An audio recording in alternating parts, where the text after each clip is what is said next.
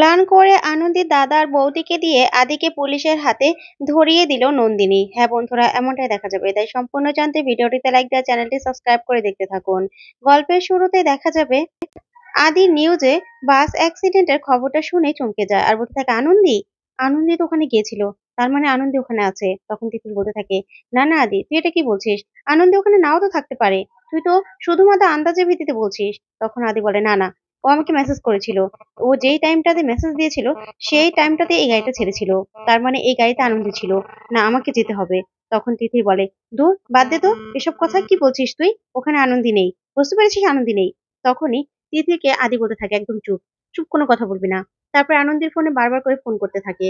তখন ফোনটা রিসিভ করে না আনন্দি, ওইদিকে আদি ছটফট করতে থাকে।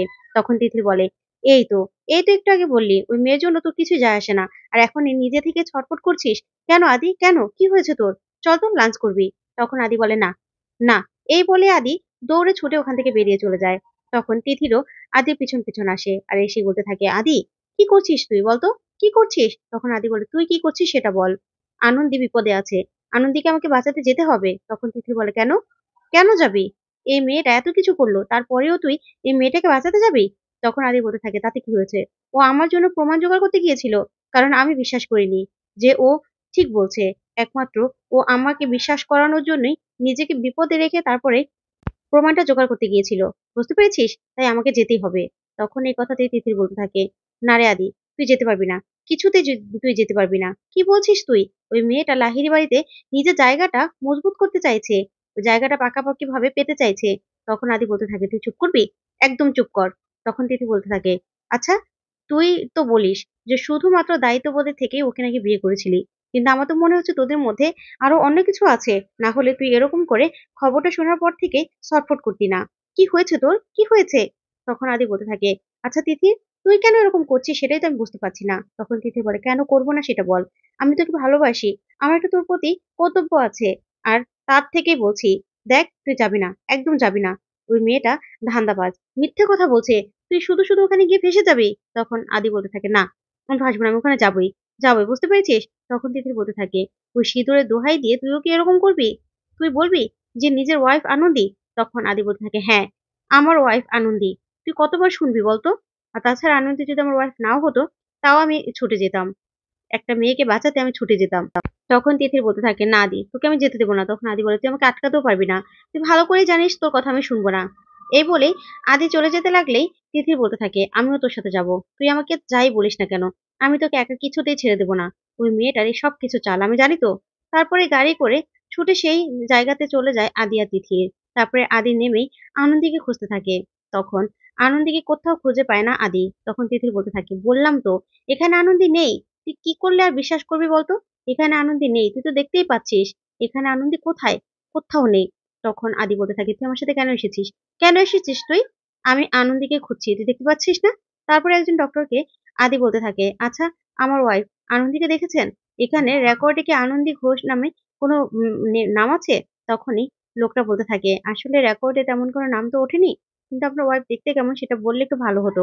তখন আদি বলতে থাকে, তখন ডক্টর বলতে থাকে, দেখুন, আপনি যার যার যেরকম যেরকম বললেন, ও তার সাথে না ওই যে এখানে ৩ জন মারা গেছে। তার মধ্যে একজনের কোনো হদিস এখনো পাওয়া যায়নি। তার সাথে মিলে যাচ্ছে।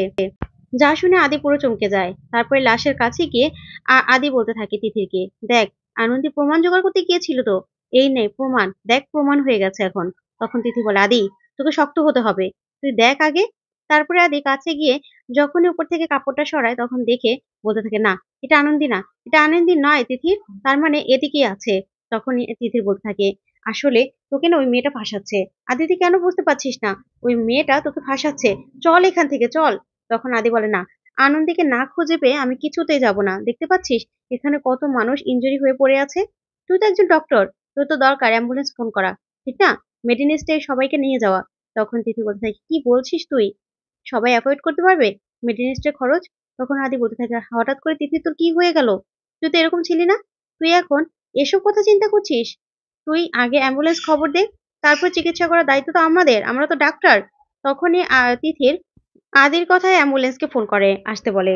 তখনই আদি ওখানকার সেই ডক্টরকে বলতে থাকে, আসলে আমরা কলকাতার ডক্টর, কলকাতায় খবর দিয়েছি। সেখান থেকে অ্যাম্বুলেন্স আসছে। মেডিনিস্টে পাঠানোর ব্যবস্থা করছি। আপনারা চিন্তা করবেন না। তখন ডক্টর বলে, "কি যে বলব স্যার আপনাকে?"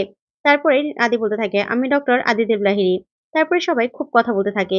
তখনই দেখা যাবে রোগীদের আদি অ্যাম্বুলেন্সে তুলে দিতে থাকে। তখন পুলিশ আসে। এসে বলতে থাকে, "স্যার আপনি এখানে এসেছেন? খুব ভালো লাগছে সত্যি, খুব ভালো লাগলো। সবার পাশে আপনি এসে দাঁড়িয়েছেন।" তখন আদি বলতে থাকে, "আমার ওয়াইফকে খুঁজতে এখানে এসেছি। জানেন তো আমার ওয়াইফকে এখনো পাচ্ছি না।" তখন পুলিশ বলতে থাকে, "আপনার ওয়াইফকে পাননি? ভেতরে ক্যাম্পে দেখেছেন?" তখন আদি বলে, "সব জায়গায় দেখলাম কিন্তু কোথাও পেলাম না।" তখনই আদি বলতে থাকে, "আচ্ছা কোথায় অ্যাক্সিডেন্টটা হয়েছে?" তখন অফিসার বলতে থাকে, "একটু সামনে।" তখনই আদি সেখানে যায়। তখন তিথির বলতে থাকে, "আদি এখানে কেউ নেই। দেখতেই তো পাচ্ছিস কিচ্ছু নেই।" তখন আদি বলে, "সব দেখতে পাচ্ছি। তুই একটু চুপ করবি?" ঠিক তখনই আনন্দী ব্যাগটা খুঁজে পায় আদি আর বলতে থাকে, "এই তো আনন্দী ব্যাগ।" তখন তিথি বলতে থাকে, "তুই সিউর যে এটা আনন্দী ব্যাগ?" তখন আদি বলতে থাকে, "হ্যাঁ, এটাই তো আনন্দী ব্যাগ। কিন্তু আনন্দী কোথায় গেল? দেখেছিস? আমি বলেছিলাম না এই বাসে আনন্দী ছিল। কিন্তু আনন্দী কোথায়?" ঠিক তখনই ব্যাগটা নিয়ে আসলেই তখনই আনন্দী দাদা বৌদি চলে আসে। আর রকেটের ২ চামচা। তখন আনন্দী দাদা বৌদি বলতে থাকে, "আনন্দী কোথায়? আনন্দী কোথায়?" তখন আদি বলতে থাকে, "সেটাই তো আমি বলছি। আনন্দীকে তো কোথাও খুঁজে পাচ্ছি না। এই গাড়িতেই তো ছিল।" তখন আনন্দী দাদা বলতে থাকে, "প্ল্যান করে আমার বোনটাকে সরিয়ে দিয়ে এখন আবার বড়, বড় কথা বলা হচ্ছে? আমার বোনটাকে পাচার করে দিয়েছো। আমার বোনটাকে পাচার করে দিয়েছেন, তাই না? আমার বোনটাকে ফাঁসিয়ে বিয়ে করে এখন পাচার করে দিয়ে আবার খোঁজার নাটক করা হচ্ছে?" তখন আদি বলে, "কি বলছেন আপনারা? কি বলছেন এসব? আমি তো আনন্দীকে খুঁজতে এখানে এসেছিলাম।" আনন্দী দাদা বলতে থাকে, "আবার নাটক করা হচ্ছে?